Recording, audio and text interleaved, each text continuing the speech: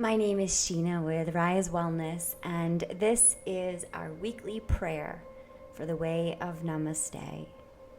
So today is August 22nd, 2024. That beautiful 22 is this portal of grace.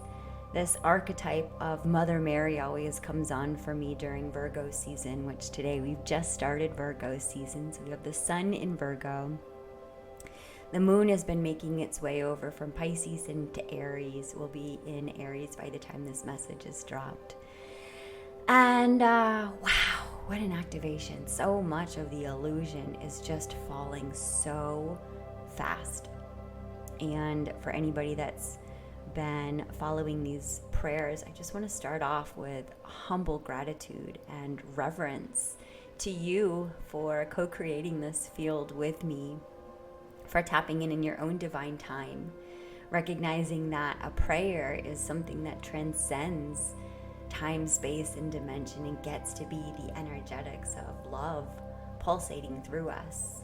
Even when it comes through distortion, it can be non-love, simply returning to love in its most pure form.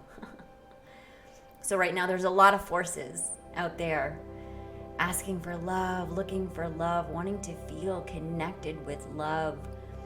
And I invite us all to connect with our heart.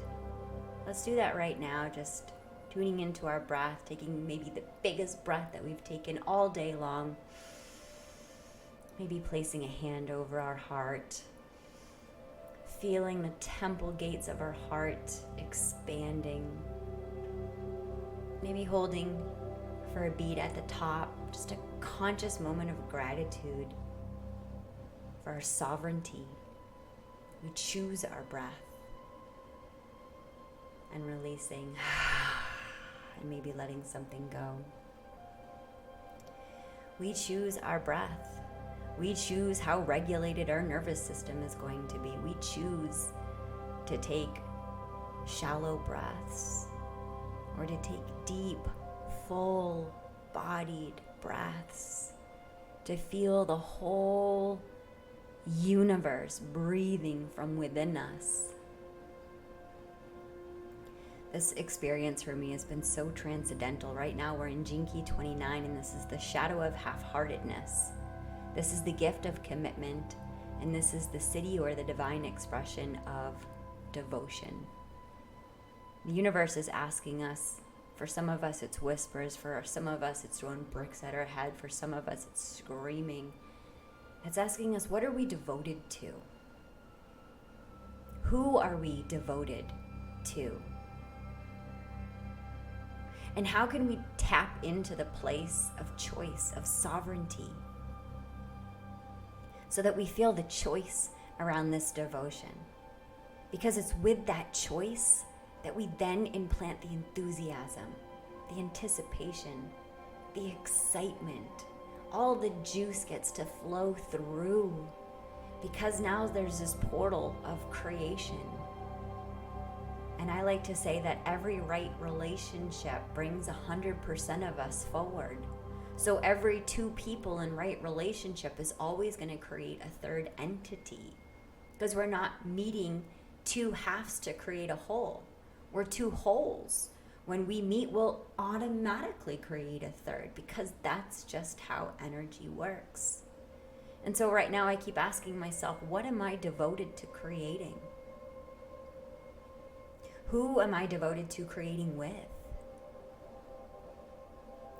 And today I'd love to pull from the Mother Mary Oracle Guidebook by Alana Fairchild, because in this moment, there's so much uncertainty that I'd love to really tap into the Tao of the moment, the radical aliveness, to pull through a message that's beyond me, using me as the vessel. Speak through me, to me, show me how, show me now. Anybody that's tuned into this message, what is it that we need to know now? Let this be our prayer. Number 21, Our Lady of Quiet Blossoming.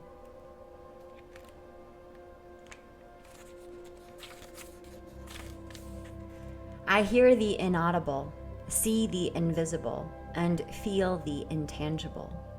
I sense the signs of growth before you can do so, beloved. So believe me now as I say to you, you are growing, and you must trust, for the seed needs all its strength to push up into the weighty soil that provides nourishment. It must find its way with absolute intent. Even with the most loving gardener tending to it, great focus is required for the seed to burst open so that the plant can grow. Signs of spiritual growth are subtle at first, and yet, eventually, evidence of our inner work becomes so obvious that our outer world is transformed. Before the transformation bears fruit, however, we must labor with great trust when we have no sense of our growth happening. We may indeed worry that we're deluding ourselves about any progress being made at all. We might fear that our spiritual practices, prayers, meditations, or study might be a little more than a passing fancy or a foolish hobby. Do not let such sabotage enter your heart, beloved. The Mother brings you a message that you are indeed growing, and you must guard your faith vigilantly. It's one of your most powerful assets on the spiritual path. It is during those times when we are yet to see evidence of our growth in the physical world that we can feel the most uncertain, the most tested. Yet we simply must choose trust and faith, no matter what. It may be weeks, months, or years before we feel we have enough proof in the physical world to justify our spiritual beliefs, but this matters not. What matters is trust. The Divine Mother comes to you in this oracle, telling you that she can see, hear, and feel your growth. She knows you're going to succeed spiritually, and you can trust her when you cannot trust your own senses. In time, your growth will have demonstrated itself in the world through your manifestations, and this will inspire you with even more trust to continue on the path. For now, have faith. Even the greatest creations started as a single seed of thought. Let this oracle come with a special message. Do not give up. Do not let go of your dream. Stay at it. Keep working on yourself. If you're struggling to have faith, do the healing process for this oracle at any time. Soon enough, your uncertainty or tentativeness will be replaced with great confidence, certainty, and knowing. Until that moment, and even that, trust without condition. This oracle also brings this message to you. You are asked to trust in your inner senses of feeling about a person, opportunity, or situation. Sometimes what doesn't seem that promising on the surface of things can hold tremendous promise and will be the foundation for your divine success. Likewise, sometimes what appears to be wonderful is actually not much more than a glossy surface, which will do little to support or nourish you, in actual fact. You are being asked to have the courage of your inner convictions and to trust your own sense of intuition about what is happening in your life or soon will be. It takes a brave soul to rely on the feelings of the heart to guide the way, rather than relying on logic, the opinions of others, or the expectations of how things should be done. Do not be afraid to trust the quiet voice within that may tell you where to wait where others say jump, or may tell you to dive right in where others say that cannot be done. Trust your heart and pray. Through your faith, the way will be shown, and your blossoming will be protected and nurtured through the Divine Mother's grace. Let's go forward with the healing process and affirmation provided by Alana Fairchild. Close your eyes and focus on your breath. Imagine that you are walking towards a lady who's seated at the edge of a fertile garden. She has garlands of red roses in her hair. She gestures for you to sit next to her. Gently, she leans over and places her ear at the earthy garden bed, listening intently. You follow her movements, doing the same. From deep within the soil, you hear a soft rustling sound, almost imperceptible, but you hear it.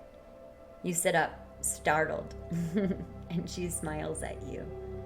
She explains in her beautiful, velvety voice that this is the sound of a seed beginning to break open so that it can grow. If you listen carefully and be with the heart, you can hear it, even though nothing appears to be happening above the surface. She places one hand on the earth and the other on her heart, sending loving encouragement to that little seedling. You do the same.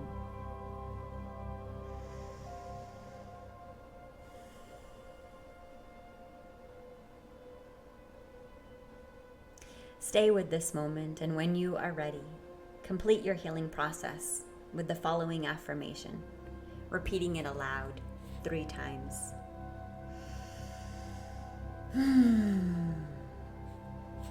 She hears and I believe. She sees and I believe.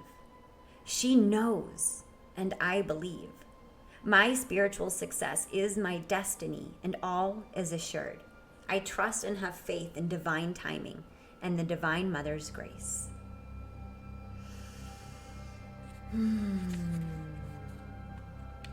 She sees and I believe.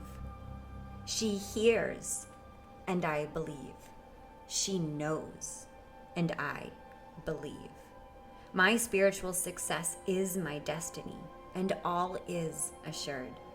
I trust and have faith in divine timing and the Divine Mother's grace.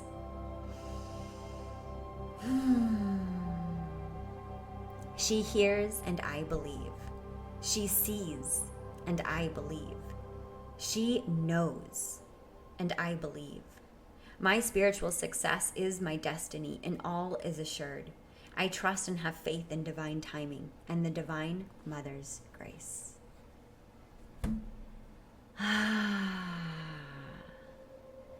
What the Gene Keys tells us about the shadow of half-heartedness is this is about the seed of intention that we start any new project with, any new relationship, any new day with. The intention at the beginning is the fertile soil in which that seed will grow. And so our invitation now is to really ask ourselves, what do we want to be devoted to right now? This is the divine expression of devotion. We can be half-hearted, and half-hearted means we can be 1 foot out and 1 foot in. It means we're not fully there. We're going to keep all the tabs open. To put our whole heart says, I am devoted to my energy in this way, in this space, for this time. And when we use our energy in each moment, in the way that's most aligned for us, this is what creates those moments of rapture. Just a fleeting moment of utter acceptance felt cellularly, somatically throughout our entire body of a choice. Our body loves to feel choice. It feels so much pleasure in the freedom of its choice. And when we set an intention, we're saying, I choose this. I invest my energy into this. And then we trust, we watch, we recognize that what we put our energy into changes that being, that entity, that thing. So when we put our energy into ourselves, we then change. So how do you want to devote your energy? Do you want to devote your energy to a 9 to 5? Do you want to devote your energy to a 2-hour commute? Do you want to devote your energy to a bar? Do you want to devote your energy to a family construct that's not in divine alignment? Or a societal program that doesn't harmonize in your spirit as truth? Or a relationship pattern that has come to its endpoint and is ready to be released? Always, in all ways, we are supported by Mother Mary, by the Great Mother, by the Beloved, in all the way that she anthropomorphizes through time and space. She's always supporting us to say, all is well. All is well when you can come into the place of trusting and remembering that all is well. I know that this illusion, this Maya, is changing so fast, and it can feel frightening to try to keep up with sometimes. Oh my gosh, the simulation looks different than it did yesterday. Oh my gosh, the storyline is different in this one. Oh my gosh, the people are different. Oh my gosh, the energy is different. I know, it's a lot because we're multi-dimensional. So we're recognizing that we keep waking up in these dreams. And as we wake up in the dream, each time we can place our hand on our heart and we can set our intention. How do I choose to interact with this moment in time? How can I choose to be fully open-hearted to this message, this whisper, this path, this idea, this creation, this whatever it is that's asking for our attention? Coming into right relationship with our energy is about maintaining our boundaries and also exercising our sovereignty. Allowing ourselves to tap into those choice points, especially when we can meet an uncomfortable edge. Those are the really juicy portals where we feel our soul expanding from one limited belief into something bigger, to something greater, to something more aligned with who we are in this now moment. So right now, what are you devoting your energy to? And be honest with yourself. Are you devoting your energy to the top 40 songs on the radio? And if so, do you notice a program that gets stuck in your head? And what are those lyrics that you keep recycling? Your word is your wand. And when we can really attune ourselves with higher frequencies, we can see that the world is constantly reflecting back to us who we think that we are. And so if we're talking to ourselves like we're the most important person in the world, then the universe is going to keep reflecting back experiences of us being the most important thing in the world. Or it'll show some distortion of how we are less than that. And anything coming out into the Maya is on Earth School. It's part of the curriculum for our learning. And guess what? Once we learn it, it's no longer projected outside of ourselves. It's no longer on the Maya. Now it's an internal knowing. And so as we are all awakening to this path of devotion, committed to our spiritual awakening, there will be many that fall away. There will be many that don't stay on this path with us. But the ones that do, ooh, wow. Quality over quantity. Multidimensional over linear. Depth over surface. Transcendent, evolutionary ways of being over limited, logical constructs of thinking. All of these things are shifting and changing so fast for us, and depending on how we're reflecting time in this moment. But I just invite us to be gentle with ourselves. Just like Mother Mary says, we are in this time of quietly blossoming. So instead of buying into any fear paradigm that something is ending, or something is being destroyed, or something is crashing and burning, can we be with that little whisper, that tiny little spark within our solar plexus that says, actually, in here, there's a quiet blossoming. Let's take another breath in. Cleansing breath. One more cleansing breath in and out.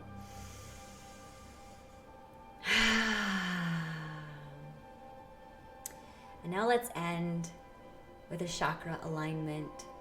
For some, you may choose to do this as a breath hold. If it's in alignment, holding your breath all the way through until the point of exhale, until we get to our crown chakra. Or you choose to breathe in the way that's most supportive for you. But I'm going to invite in a long breath hold for those that choose to go there, to meet the edge or go beyond the edge. So here we go. We're going to take a deep inhale in. Pulling the energy now from the base of our pelvic floor. The energy feels red. Maybe you see the energy of red. Maybe you feel the energy moving. Maybe you see a pinwheel spinning. Now let's move that energy up. We move the energy from our root chakra now to our sacral chakra. The color here is orange. Maybe we feel that fire growing, burning even brighter now as the energy is moving up through our sacral chakra. This is our sexual organs. This is our creativity. Maybe we feel a creative spark here. Maybe the beloved whispers to us, I love you. The energy moves up now. As we feel the energy move, it moves up into our solar plexus here. The color is yellow. This fire is burning even brighter here. This is where we go beyond our egoic my will and we tap into thy will. Now we feel this energy burning even bolder. It takes courage to be here, to take this energy and move it up. And here we are, taking this energy and moving it up. Now we're moving it up into our throat chakra. Feeling the sapphire blue here, this activation of our authenticity. This is the portal of the fifth dimension here, is the portal of our voice, our throat chakra. Everything we say is our message, our message, our message. Our message, our message. As I trip over the words. And now we bring this energy up, up, up, up, up to our third eye. Our pineal gland, our real eyes. When will we wake up and start seeing with our real eyes? Taking this energy, this indigo, this energy has been spiraling up all the way from our body and moving it up, up, up, up, up. Now we take this energy to the crown chakra here. Now maybe we feel like aligning and attuning with the crowns of all the other souls here meant to assist us and help us on this journey for this galactic healing in this now moment.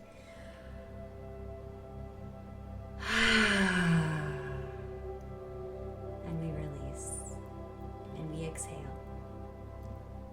I love you. Thanks for being on this journey with me. Namaste.